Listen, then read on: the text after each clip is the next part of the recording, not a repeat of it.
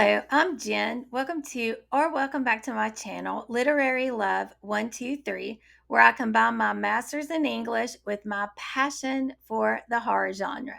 Today's video is episode 2 of my Spooky Poetry October series. After this quick intro, I'll be back with a spooky poem and analysis.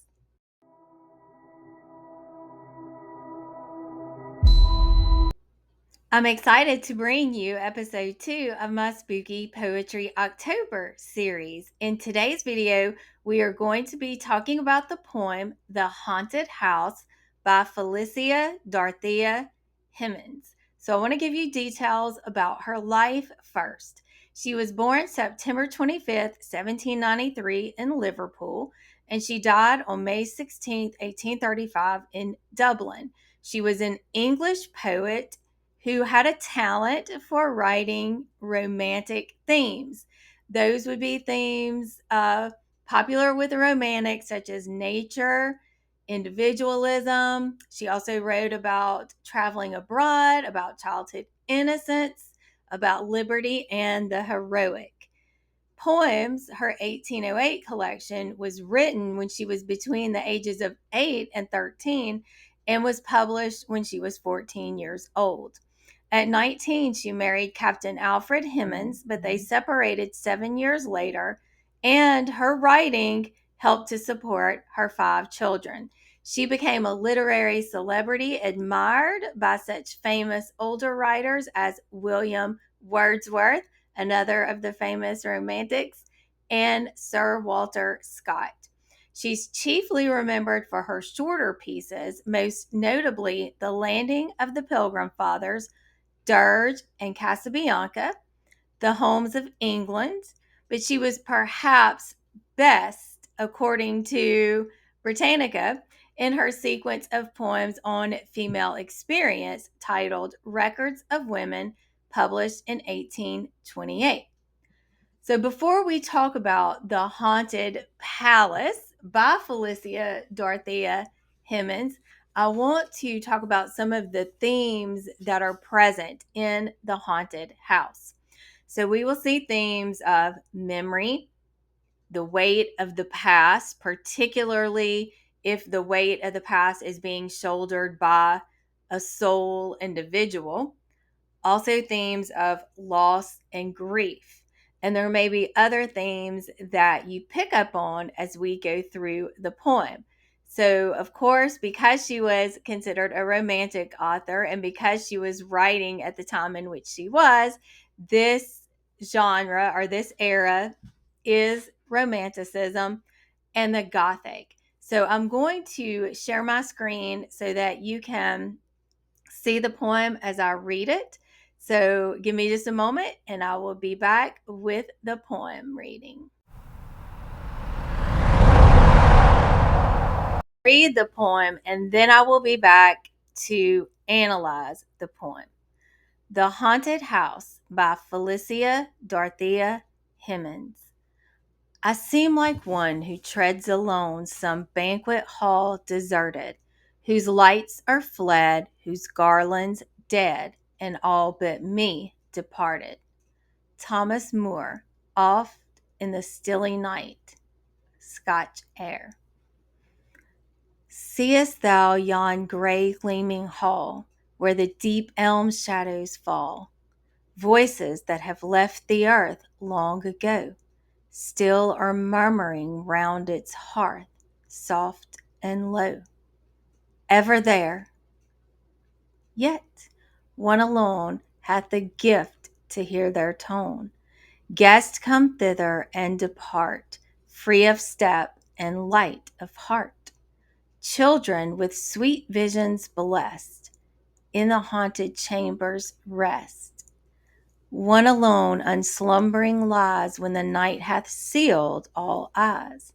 One quick heart and watchful ear, listening for those whispers clear. Seest thou where the woodbine flowers o'er yon low porch hang in showers?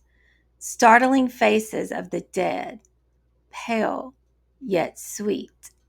One lone woman's entering tread there still meet, some with young, smooth foreheads fair, faintly shining through bright hair, some with reverend locks of snow, all buried long ago, all from under deep sea waves, or the flowers of foreign graves, or the old and bannered isle, where their high tombs gleam the while.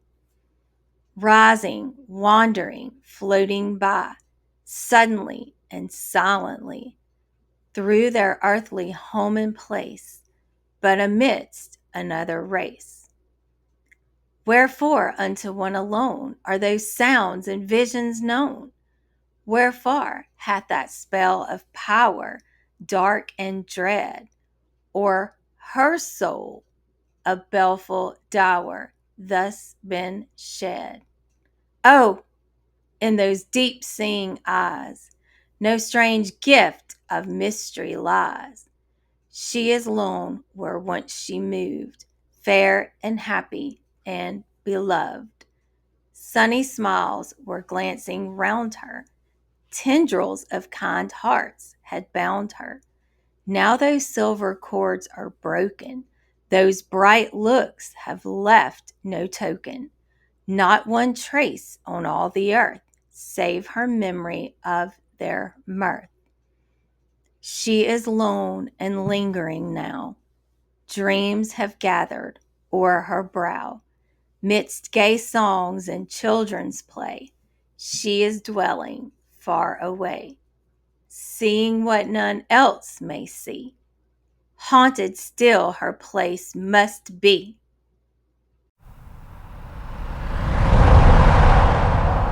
Felicia Dorothea Hemans' The Haunted House can be found in the 1834 publication National Lyrics and Songs for Music. So, the first aspect that I want to talk about is this stanza from Thomas Moore that comes before Hemans' poem itself.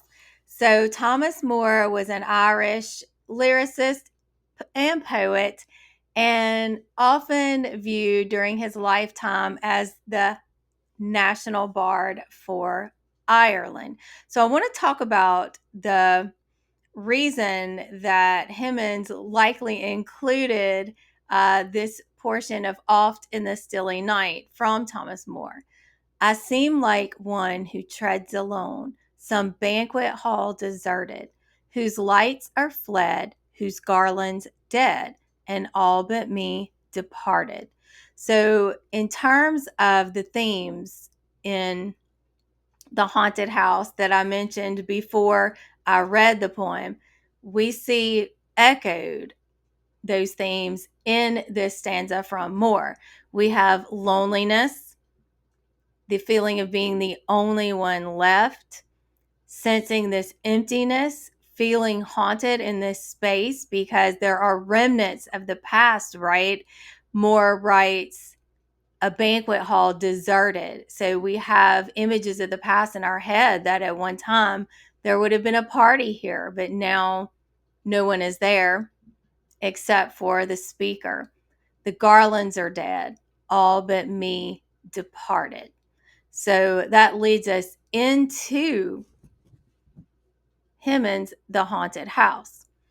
So we're looking at a metaphorical type of haunting, haunted by memory, haunted by loss, haunted by that which used to be but is no more.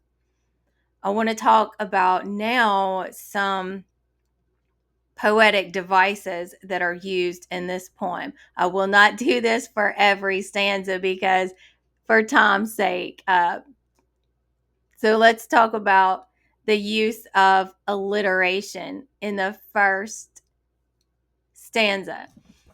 Seest thou yon gray gleaming hall? So gray and gleaming, both starting with that g sound, alliteration. So often a poet will use alliteration to emphasize a particular aspect to the reader. So here Hemans is reinforcing this gray gleaming.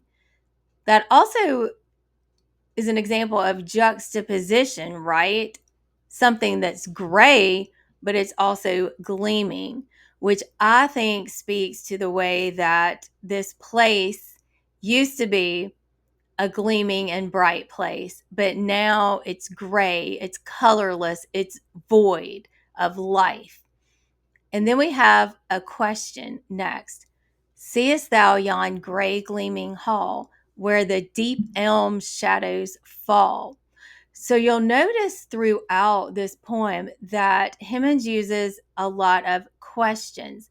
So that's really bringing the reader into the story that's being told in this poem. It is inviting the reader to ponder these concepts. And I think that makes us have a more personal reaction to the poem. Another example of a poetic device that I want to talk about is assonance, where you have the repetition of vowel sounds in words. So we see this happen in the second line, where the deep elm shadows fall. So we have the and where and the in elm.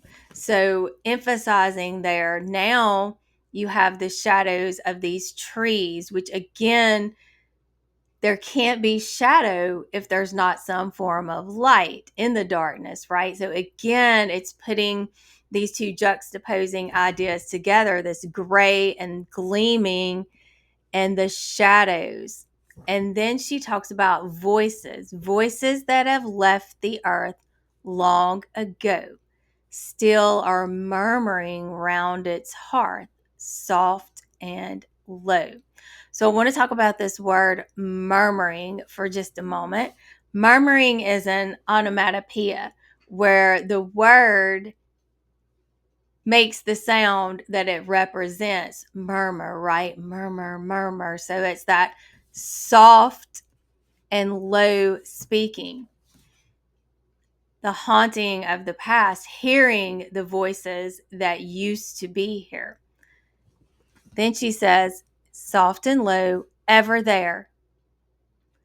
Now, I want to talk about this semicolon and this hyphen in the middle of a line. So that is a caesura, and that is when a poet puts a end punctuation in the middle of a line. So she wants us to pause and think about this, right? Everything that we've read up until this point in the poem. Seest thou yon gray gleaming hall, where the deep elm shadows fall? Voices that have left the earth long ago, still are murmuring round its hearth, soft and low. Ever there. So when we stop and we think about what we've read, we know that this speaker is telling us that these voices of the past are eternally there.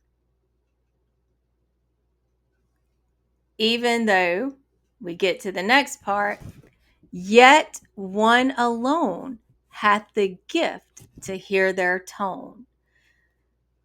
Only one person has this gift or this ability to hear the ghost of the past. That lends itself very well as an example of the theme of memory and loss, because the person who's experienced loss is going to be the one who can remember all of the details, all of the voices of those they've lost in the past. Guests come thither and depart, free of step and light of heart. Children with sweet visions blessed in the haunted chambers rest. One alone unslumbering lies when the night hath sealed all eyes. One quick heart and watchful ear, listening for those whispers clear. So before I talk about the meaning of the rest of this stanza, I want to talk about a couple more poetic devices.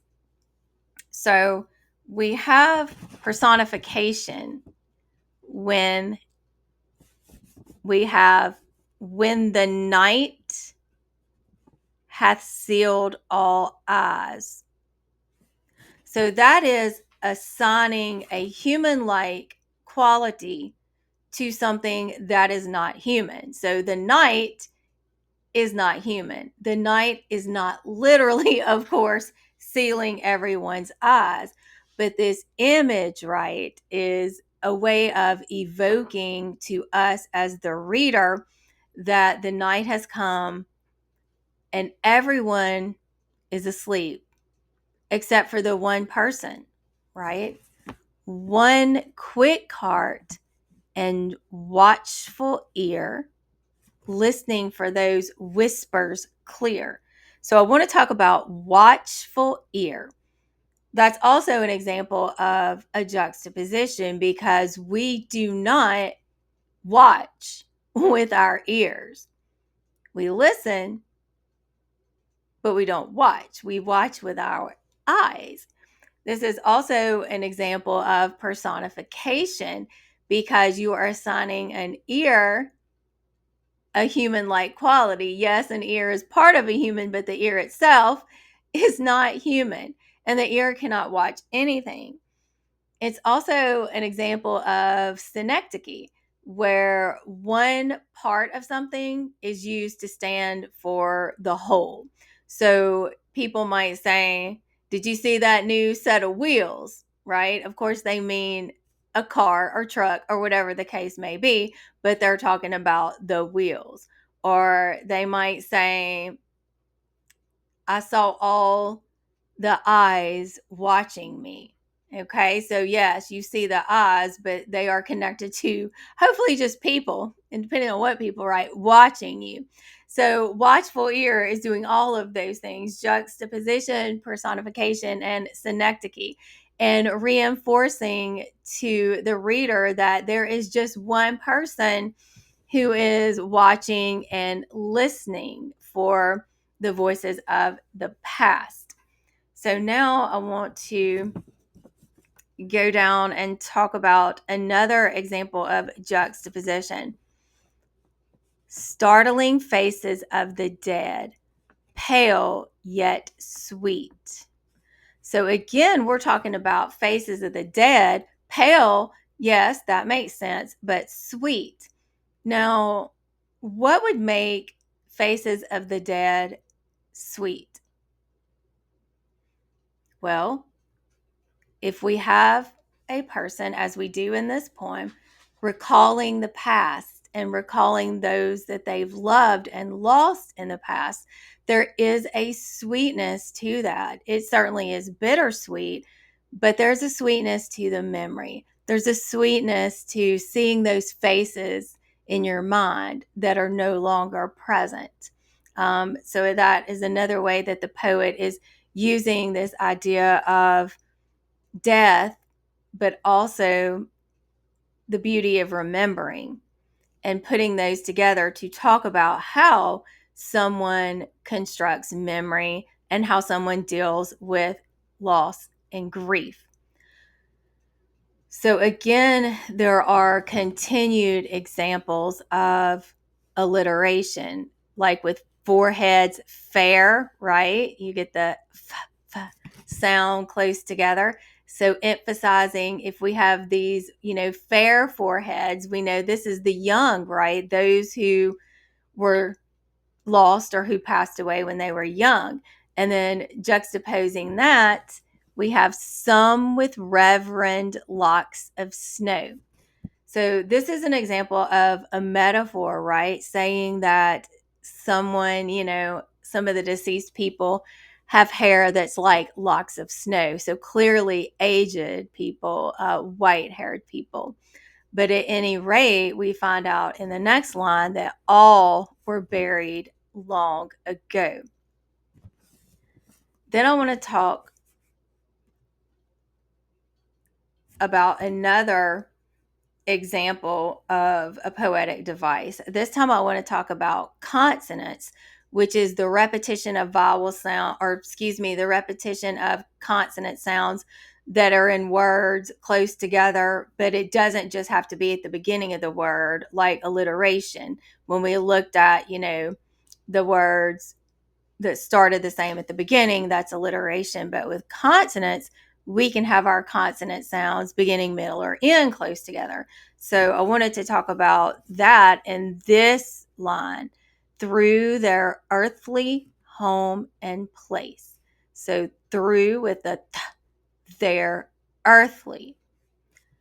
So emphasizing here that there is this earthly home and place, but we have these spirits too, as we see here, rising, wandering, floating by, suddenly and silently through their earthly home and place, but amidst another race, because they are no longer part of that living human race. They are passing through, right? Suddenly passing through silently. And then Hemans emphasizes again that there is just the one person. Wherefore unto one alone are those sounds and visions known. So this is an example of parallelism, where this parallels another part of the poem to emphasize there is only this one person who has the ability to see and to hear these ghosts of the past. Then we get another question. Wherefore hath that spell of power, dark and dread, on her soul, a baleful dower, thus been shed? So I want to talk about dark and dread. Again, that's an example of alliteration with dark and dread, but it's also an example of consonants with the D in dark, the D in and the two Ds in dread. And I want to talk about how instead of two words that are juxtaposed here, these are words that can be very much in relationship in a similar way to one another, dark and dread. Wherefore hath that spell of power, dark and dread. So her power to be able to see and to hear things from the past is dark at times and feels dreadful on her soul, right? Because notice in the next line, we get that emphasis on her soul, a baleful dower, thus been shed. So baleful, this word baleful means threatening or harmful, menacing. Okay, baleful. And then a dower. A dower is what a widow's share would be after her husband's estate. So this baleful dower, thus been shed. So why is it she has been given this particular gift or curse, as the case may be? This also would lead the reader to believe that possibly the speaker has lost her husband and she is a widow, because we are talking about this dower, and perhaps the only thing he left to her was this memory and this ability to be able to see in the past when nobody else can. And then Hemans goes on to write, oh, in those deep seeing eyes, no strange gift of mystery lies. She is lone where once she moved, fair and happy and beloved. So again, we have an example of assonance, that repetition of vowel sounds, deep seeing eyes. So we know that her eyes not only see what the others see around her, but they see deeper, right? She's got eyes that see deeply into the past. Sunny smiles were glancing round her. Tendrils of kind hearts had bound her. So, this is another example of parallelism in two lines right beside each other. Sunny smiles were glancing round her. Tendrils of kind hearts had bound her. So, we have round her, bound her. This is also a repetition between the words her, and also internal rhyme between round and bound.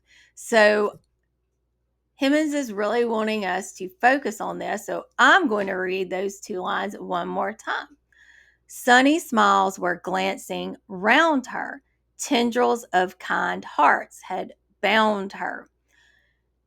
To me, this tendrils of kind hearts had bound her seems like a juxtaposition. When we think of tendrils, in my opinion, especially if they're tendrils that are bonding us, those are unpleasant. They have reached out and wrapped around us, and we cannot shake loose of them. But then we look at this kind, right? Tendrils of kind hearts had bound her. So, could this possibly be that mixed feeling that I previously talked about when we're dealing with grief and loss and memory? You're bound to it, but there can sometimes be that reflection that brings you joy and happiness when you remember a lost loved one. So there could be a kindness there with these spirits. Now I want to go down and talk about this last part. She is lone and lingering now. Dreams have gathered o'er her brow. Midst gay songs and children's play, she is dwelling far away, seeing what none else may see. Haunted still her place must be. So when I look at this last part of the poem, this she that's being spoken of, she's the only one who sees or remembers the past. She exists in the present, yet she dwells in the past, right?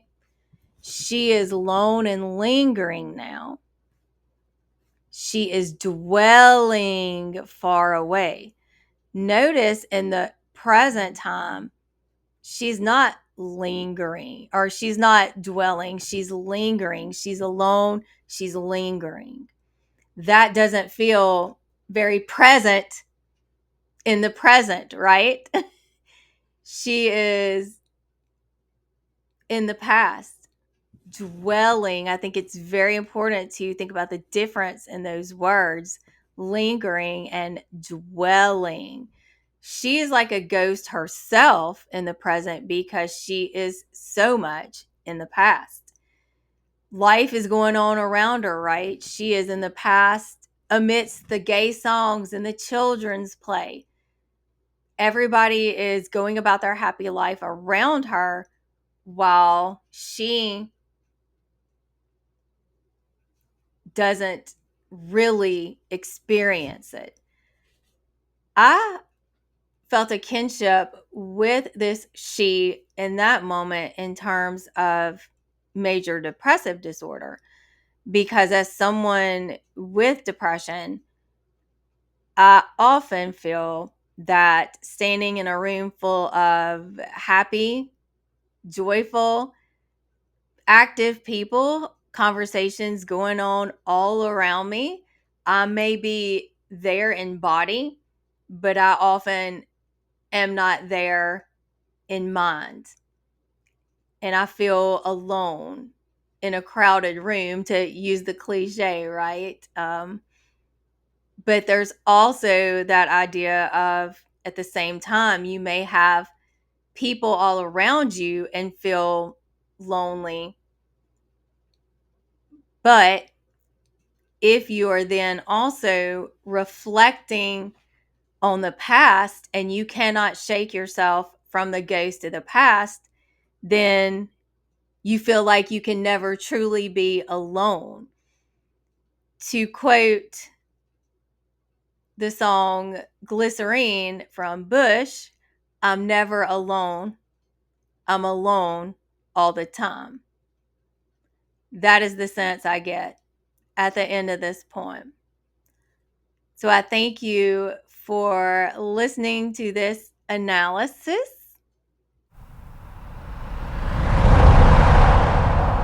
I would love to know down in the comments if you have read any poetry from Hemans before.